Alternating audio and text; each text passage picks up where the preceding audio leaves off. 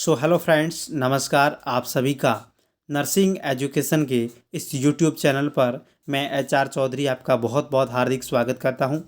दोस्तों, आज से हमारा एक लाइव सेशन और जो है रिकॉर्डेड सेशन भी रहेगा। इसके साथ साथ CHO कम्युनिटी हेल्थ ऑफिसर्स के रिगार्डिंग BPCCHN कोर्स के रिगार्डिंग हमने एक लगातार एक बस्ट सीरीज स्टार्ट की है, एक नया सेशन स्टार्ट किया है जो कि फ्यूचर कम्युनिटी हेल्थ ऑफिसर्स जो कि राजस्थान के हैं या फिर और भी कहीं भी स्टेट्स के हैं जो कि ब्रिज कोर्स कर रहे हैं, उनके लिए जो BPCCHN का कोर्स है उनके लिए जो एग्ज़ाम होने वाला है ऑब्जेक्टिव बेसिस पर, उस एग्ज़ाम के हिसाब से बहुत ही महत्वपूर्ण क्वेश्चंस होने वाले हैं।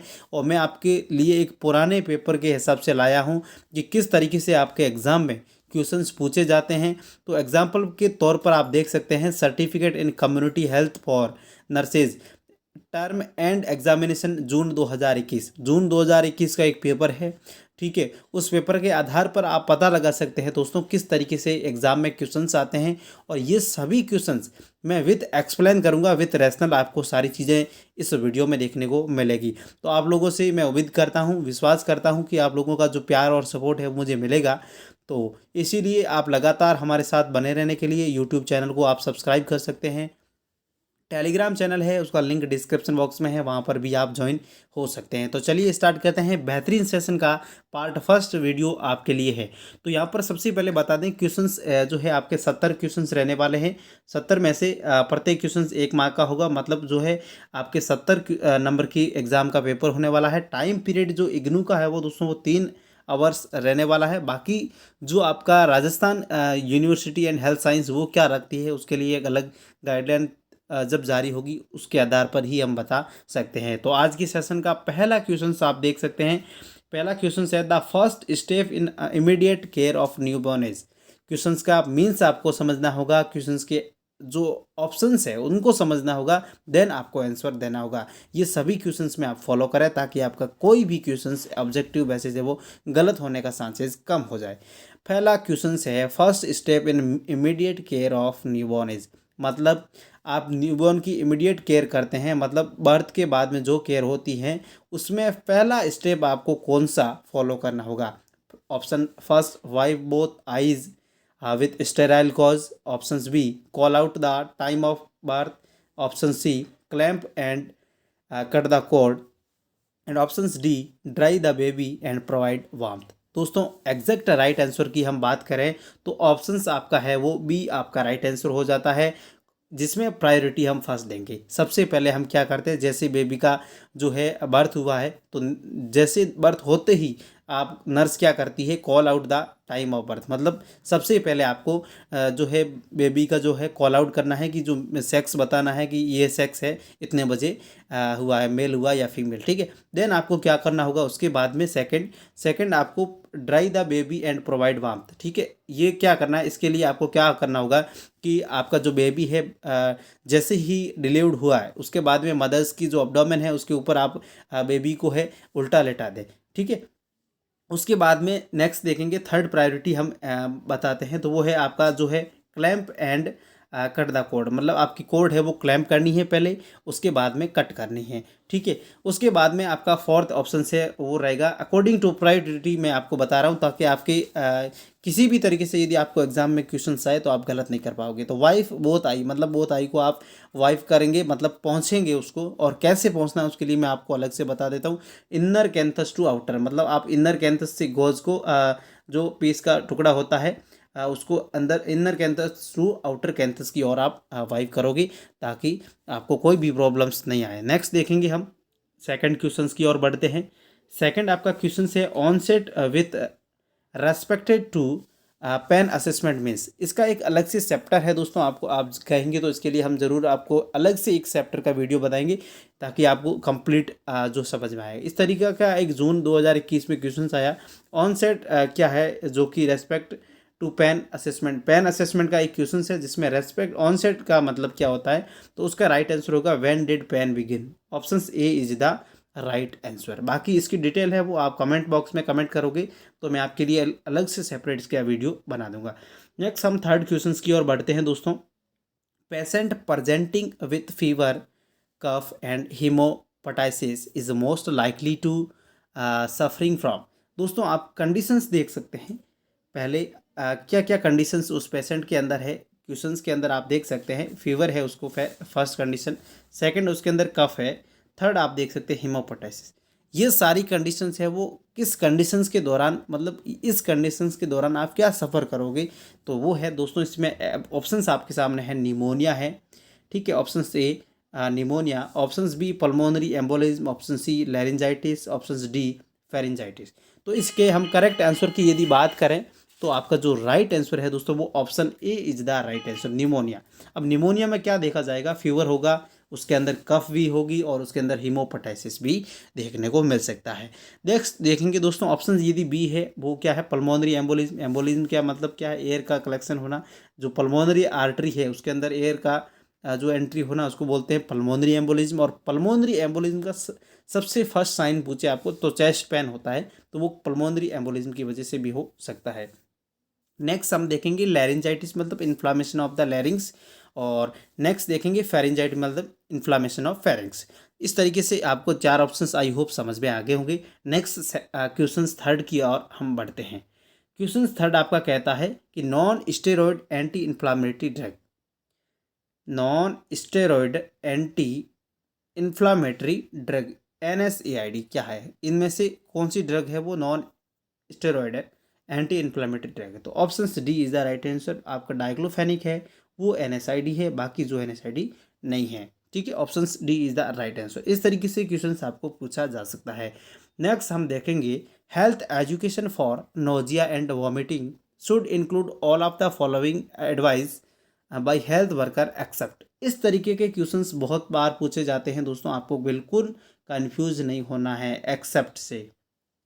एक्सेप्ट का मीन्स होता है के सिवाय, आप हिंदी में माने तो उसका अर्थ हुआ है के सिवाय।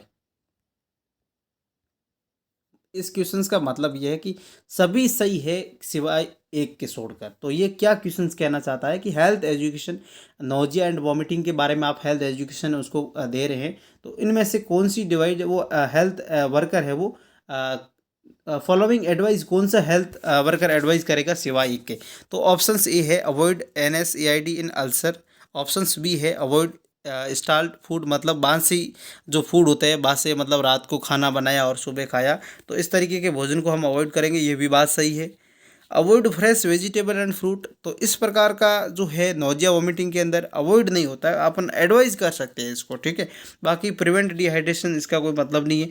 तो आपका जो राइट आंसर होगा ऑप्शन 3 होगा। क्यों होगा इसका कारण मैंने बताया, एक्सेप्ट पूछा है मतलब के सिवाय कि जो है एडवाइस जो है आपको देंगे कि इनके अलावा कौन सी देंगे, नहीं देंगे, तो अवॉइड फ्रेश नहीं करेंगे, इसकी जगह यदि फ्रेश वेजिटेबल फ्रूट आता तो राइट आंसर होता, ठीक है। तो option C is the right answer. Option जो थर्ड वाला है वो यहाँ पर आपका राइट आंसर रहने वाला है। नेक्स्ट हम देखेंगे तो नेक्स्ट है amoebic dysentery is caused by an agent ram. जो आपका एमोबिक डिसेंट्री होता है वो किस जो है एजेंट की वजह से होता है, एजेंट का नाम आपको बताना है, तो वो एजेंट है आपका एंट अमीबा हिस्टोलिका। ये काफ़ी बार पूछा जाता है, इसको आप एक याद रख सकते हैं ताकि आपके अपकमिंग जो एग्ज़ाम है उसमें भी ये क्वेश्चन पूछा जा सकता है। अब विब्रियो कोलेरा ही है, इसके लिए बात कर लेते हैं। तो ये कोलेरा आपको पता है कोलेरा में जो है पाया जाता है, इसका जो पॉजिटिव ऑर्गेनिज्म है। नेक्स्ट हम देखेंगे आपका अगला आज की सेशन का question number 7, all of the following are causes of abdominal distension except. अब मैंने कहा आपको ध्यान रखना है, एक्सेप्ट इस बार फिर से आ चुका है, मतलब सभी है और एक नहीं है। तो क्या है कि कॉज है एब्डोमिनल डिस्टेंशन की, मतलब डिस्टेंशन मतलब फूलना, एब्डोमेन जो है इस तरीके से डिस्टेंशन हो रहा है वो सभी कारणों की वजह से होता है सिवाय एक के, मतलब एक की वजह से नहीं होता है। तो उसका क्या आंसर है उसके बारे में हम इस वीडियो में डिस्कशन करने वाले हैं। तो फर्स्ट ऑप्शन है इंटेस्टाइनल परफोरेशन। दोस्तों इंटेस्टाइनल जो परफोरेशन का मतलब क्या होता है, आपकी कंटिन्यूटी कोई किसी भी चीज़ में यदि कंटिन्यूटी ब्रेक डाउन होती है तो उसको बोलते हैं परफोरेशन। मतलब जैसे आपकी इंटेस्टाइन कंटिन्यूटी रख रही है किसी जगह से, यदि मान लो ये इंटेस्टाइनल है, ये एकदम आपकी क्लियर इंटेस्टाइन है, ठीक है, इसमें कहीं यहाँ पर आपको छेद है, मतलब या फिर उसकी कंटिन्यूटी ब्रेक डाउन हुई है, तो उसकी वजह से यदि वो है फ्लूइड है वो बाहर निकल जाता है, और उसकी वजह से आपकी एब्डोमिनल जो केविटी है वो उसमें क्या हो जाता है, डिस्टेंशन हो जाता है। तो ये ऑप्शन ए तो यहाँ पर हो नहीं सकता। नेक्स्ट असाइटिस, असाइटिस मीन्स क्या होता है, fluid collection in abdominal cavity. आपकी जो अब्डोमिनल कैविटी है उसके अंदर क्या होता है दोस्तों, वो फ्लूइड है, वो फ्लूइड का क्या होता है, फ्लूइड का जो होता है कलेक्शन हो सकता है, इसकी वजह से बोलते हैं असाइटिस। ये काफ़ी कंडीशंस जैसे अल्कोहलिज्म ज़्यादा करते हैं उसकी वजह से, लिवर की जो डिजीज़ होती है उनकी वजह से हो सकता है। नेक्स्ट सी ऑप्शन से आपका हिमेटेमेसिस अपर जीआई ब्लीडिंग। दोस्तों अपर जीआई ब्लीडिंग से ऐसा कोई देखा नहीं जाता है कि आपका अब्डोमिनल है वो डिस्टेंशन हो गया, तो एक्सेप्ट का पूछा है तो राइट ऑप्शन आपका होगा क्या, C option is the right answer. बाकी सिरोसिस ऑफ लीवर क्या होता है, वो एंड स्टेज होती है लीवर की, ताकि लीवर की जो सेल्स है वो एकदम वो है नष्ट हो जाती है, मतलब कंडीशंस ऐसी होती है कि वहाँ पर लीवर है अपना काम करना बिल्कुल भी कम कर देता है, तो उसको कंडीशंस को बोलते हैं हम सिरोसिस ऑफ लीवर। नेक्स्ट देखेंगे अगला क्वेश्चन आज के सेशन का, वो है a child suffering with sinusitis need to be advise by health worker to follow all instruction except. ये भी क्वेश्चंस मैंने आपको बताया कि एक्सेप्ट के क्वेश्चंस बहुत बार पूछे जाते हैं, तो इनका आप ज़रूर ध्यान रखें, सिवाय एक के, मतलब एक बच्चा है जो कि साइनोसाइटिस साइटिस है उस कंडीशन से सफ़र कर रहा है, हेल्थ वर्कर है उसको एडवाइस करेगा इंस्ट्रक्शन के लिए, मतलब कौन कौन से इंस्ट्रक्शन वो एडवाइस करेगा सिवाय एक को छोड़कर। तो दोस्तों ऑप्शंस क्या है, take stronger pain killer to reduce pain, option B take paracetamol for reducing fever, and option C take plenty of fluid, और option D apply warm packs our sinuses to reduce pain. दोस्तों यहाँ पर सबसे पहले हम last से बात करें तो आप वार्म पैक दे सकते हैं उसके पेन को रिड्यूस करने के लिए, ये एकदम राइट है। टेक प्लेंटी फ्लूइड्स, आप फ्लूइड्स उसको दे सकते हैं। Take paracetamol for reducing pain, बिल्कुल पैरासीटामोल भी नॉर्मली पेन को, जैसे कि साइनोसाइट है ये एक भ्रष्ट कंडीशन, मान लो एक बड़ी कंडीशन नहीं है, नॉर्मल कंडीशन है, तो पैरासीटामोल से आप रिड्यूस कर सकते हैं उसके फीवर को या फिर उसके पेन्स को। यहाँ पर ऑप्शन ए है, वो है take stronger pain killer to reduce pain. ऐसी कोई कंडीशंस नहीं है कि आप स्ट्रॉन्गर यहाँ पर इस बच्चे को आप पेन किलर दे रहे हो, तो ये ऑप्शन आपका राइट होगा। क्यों होगा, क्योंकि यहाँ पर दोस्तों क्वेश्चन में पूछा है एक्सेप्ट, ठीक है, तो option A is the right answer. Next दोस्तों क्वेश्चन से आपका 9 नंबर का, वो है an instrument with a microscopic camera to view the box voice box is known as. दोस्तों सबसे पहले वॉइस बॉक्स को क्या कहते हैं, वो कहते हैं लैरिंग्स। लैरिंग्स को देखने के लिए आप कैमरे की सहायता, माइक्रोस्कोप जो कैमरा लगा हुआ है उसकी सहायता से आप देख रहे हैं, तो उस इंस्ट्रूमेंट को आप क्या कहते हैं, ये आपका जो है क्वेश्चन जो है कह रहा है, तो इसको बोलेंगे हम लैरिंगोस्कोप, ठीक है। लैरिंगोस्कोप की वजह मदद से आप वॉइस बॉक्स को देख सकते हैं, मतलब लैरिंग्स को देख सकते हैं। ऑटोस्कोप से क्या देख सकते हैं, ऑप्थेल्मोस्कोप से, और स्टेथोस्कोप से आप भली भांति सारी चीज़ जान सकते हैं कि बॉडी की किसी भी कैविटी को आप जो है जैसे एग्जाम्पल के तौर हार्ट है, इसकी आप साउंड को भी स्टेथोस्कोप के माध्यम से सुन सकते हैं। ऑप्थेल्मोस्कोप मतलब आई का एग्जामिनेशन कर सकते हैं, आई की कोई भी कंडीशन है उसको आप देख सकते हैं। ऑटोस्कोप मतलब होता है कि ईयर से आपसे रिलेटेड कोई भी कंडीशंस है आप वहाँ पर देख सकते हैं।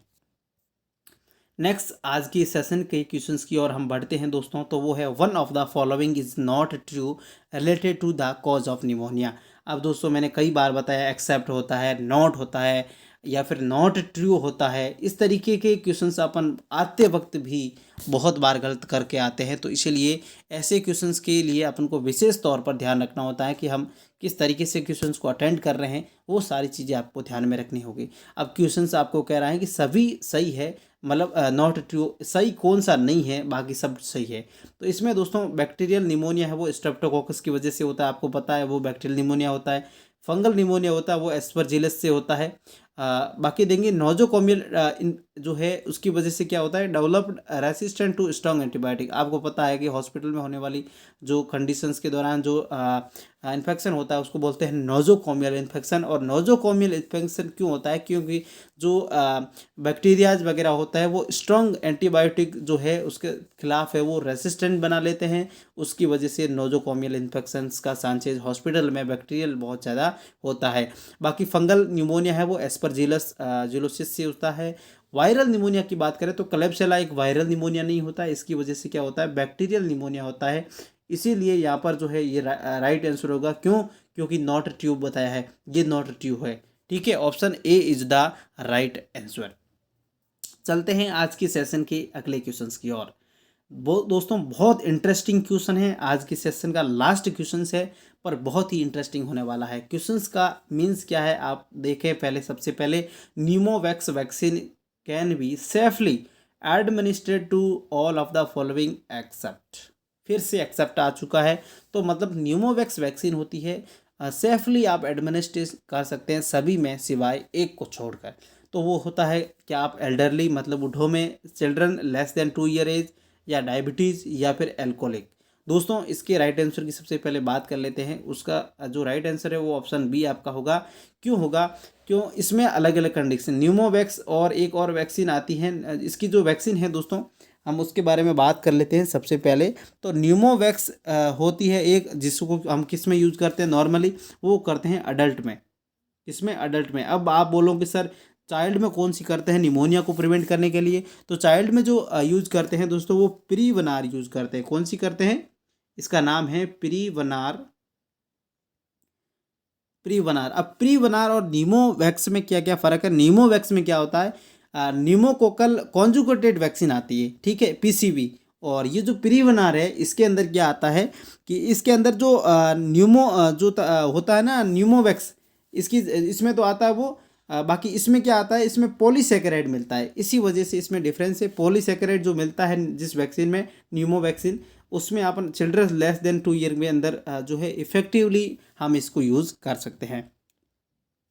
ठीक है, तो आज के सेशन में हमने काफ़ी क्वेश्चंस के बारे में डिस्कशन किया, उनके रैशनल के बारे में भी डिस्कशन किया। आई होप मैंने सारे क्वेश्चंस का जो है जवाब मेरी तरफ से लगभग सही ही बताए हैं।